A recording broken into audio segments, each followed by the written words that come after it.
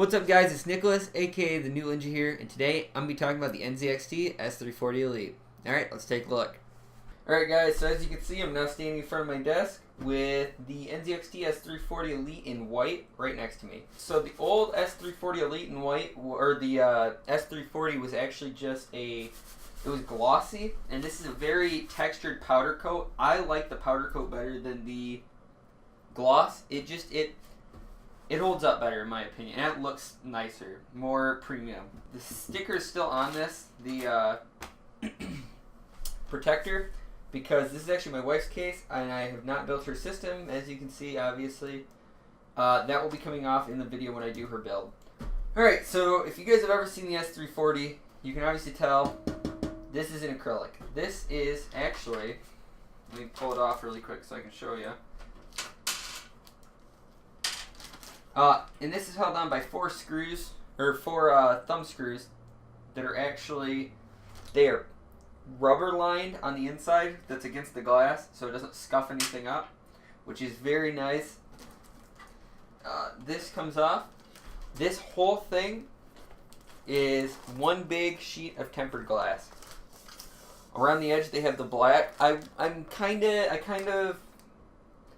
kind of wish they left the whole thing clear, but I understand because it makes it look cleaner because of these bolts and stuff up here. It does hide that. Caution, tempered glass, handle with care, as you can see. It's a very nice side panel. And like I said, the whole thing is clear, unlike the S340, the regular. The next thing you're going to notice once you get the case open is there is now 3 mounts for your SSDs instead of the 2.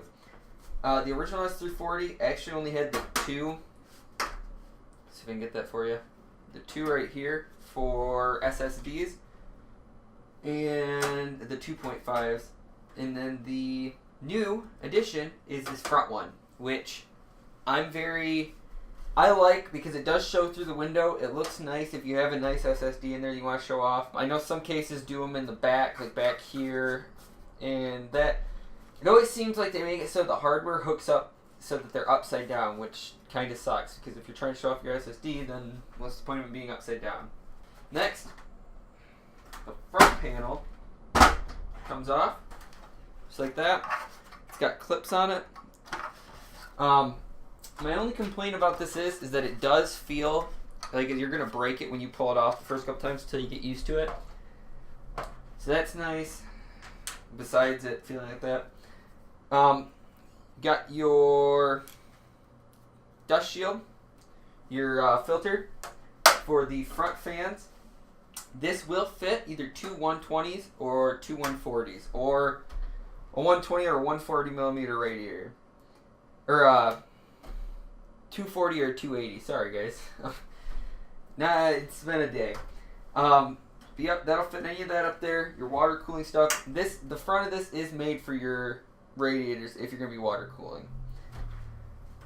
So let's move around the back, and then I'll show you one of my favorite parts of this case. Whew, these are really on there. Alright, I probably should have checked those screws before we started this review, and that's how tight those were on there.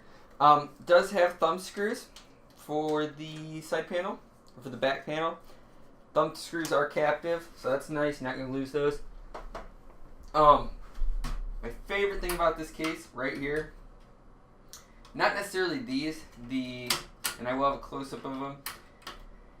These little cord control straps, they feel okay. They're kind of plasticky. They feel kind of cheap, but I mean, you get what you get. But the cord management bar, all of the cords actually that come through, everything comes out right here or anywhere along here, and you can route your cords to where they need to be. That's nice. It hides stuff. And then also the power supply shroud, that's also very nice for hiding cords. Which you shouldn't do. You should make your cable management very nice.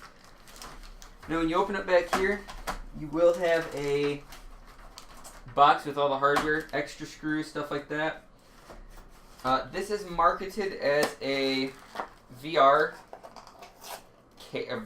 case, apparently, and I'll show you the second reason. There's 2 reasons why. They say that. So first is, and I could have just gotten out mine, I guess, because I still got mine laying around. For my case, this is the wire management puck. What you're supposed to do is, I mean, it's magnetic, it sticks. I obviously don't have the front panel up for some reason. So it sticks. Boom. Stick your Vive on there, and it actually has a little, shouldn't say little, it's pretty deep, where you can route the cord through. I like it. I don't have a Vive, so I can't tell you how well it works, if it holds up the Vive or not.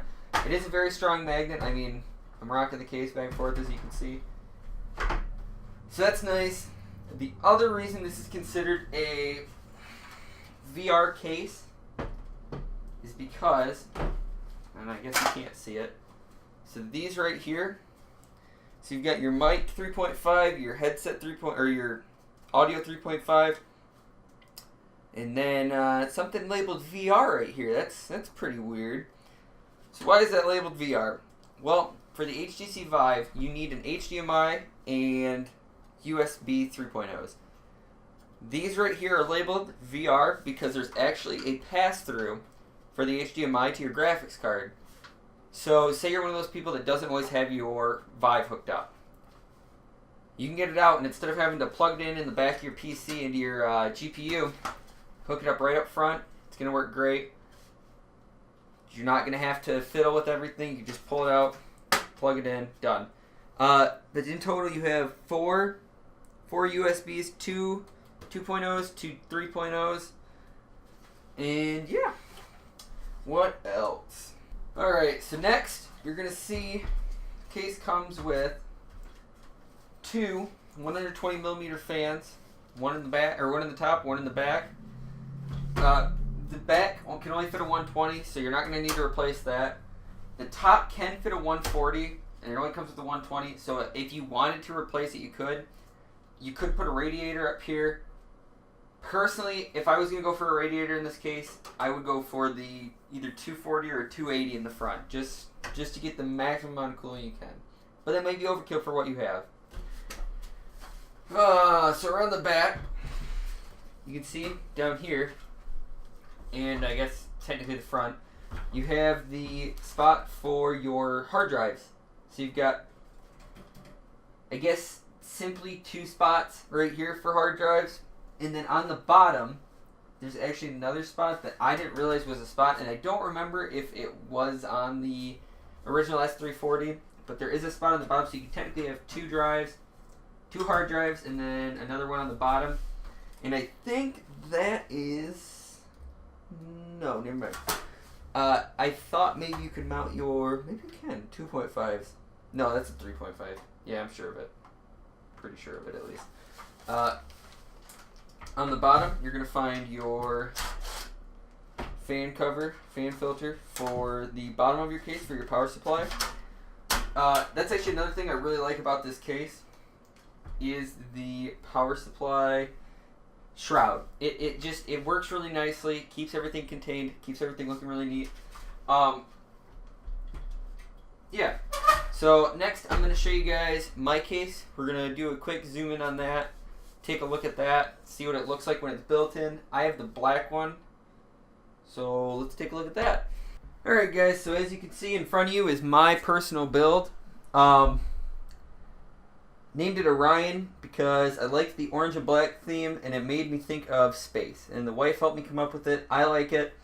So yeah, as you can see, and there's the graphics card I just did the review on, the Asus Strix 1070.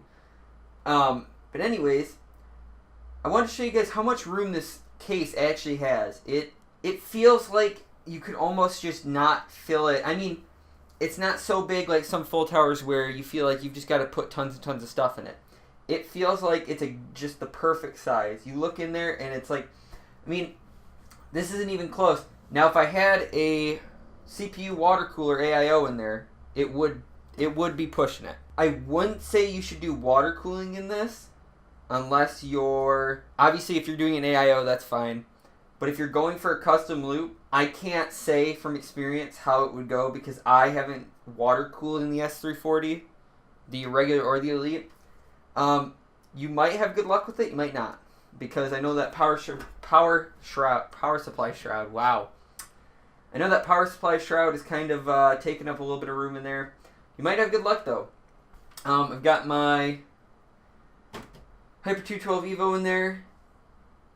It doesn't look too full, but I also didn't want a case that would look empty with the amount of stuff I have in it. And I do plan on SLIing, so it'll definitely look fuller when I'm done. But yep, so I just want to show you guys how that looked. Show you that it can fit quite a good amount of stuff. Alright guys, conclusion time. So what do I think? I think personally, it's a $30 premium for tempered glass, an extra SSD slot, and VR slots. Do I think it's worth it? It's subjective. I personally really wanted the tempered glass. I don't regret my purchase. I really like the case. I think it looks sharp, very minimalistic, with just enough gamer-esque charm to it. If you were to ask me, hey, I've got the S340, should I upgrade to the Elite? Not unless you really have cash to spend and you really want that tempered glass. Now, if you're a new builder, should I go the extra 30 bucks and buy the Elite? Why not? It's a nice case. It's a very sharp looking case, and I think it'll hold up well. I know that out of the cases I've built in, the S340 is definitely my favorite. Anyways, guys, that's the end of this video. There wasn't any fancy B-roll, no fancy glamour shots. Didn't really see the need to.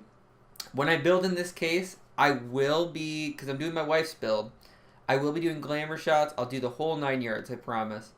But until then, hope you guys enjoyed the video. Leave me a comment down below what I could do better. Please subscribe, throw me a like. Really helps me out, really helps the channel out, and it really, really means a lot to me. So thank you so much, and I'll see you in the next one.